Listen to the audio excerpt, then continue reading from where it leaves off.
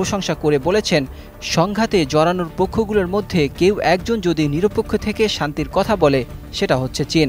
তবে পশ্চিমা মিত্রদের মধ্যে কেউ কেউ চীনের এই অবস্থানকে কৌশলগত সুবিধা আদায়ের চেষ্টা হিসেবেও দেখছেন। ইসরায়েলি প্রতিরক্ষা বাহিনী ইতিমধ্যে নিশ্চিত করেছে যে তারা ইরানের পশ্চিমাঞ্চলে একযোগে একাধিক লক্ষ্যবস্তুতে হামলা চালিয়েছে, যদিও বিস্তারিত এখনও প্রকাশ হয়নি। তবে আল জাজিরার খবরে বলা হচ্ছে এসব হামলা ছিল সুনির্দিষ্ট লক্ষ্যবস্তুকে ধ্বংস করার জন্য। ইরানের পক্ষ থেকে এখন পর্যন্ত আনুষ্ঠানিকভাবে জবাব আসেনি, তবে তেহরানের আকাশ প্রতিরক্ষা জোরদার করা হয়েছে বলে জানা গেছে।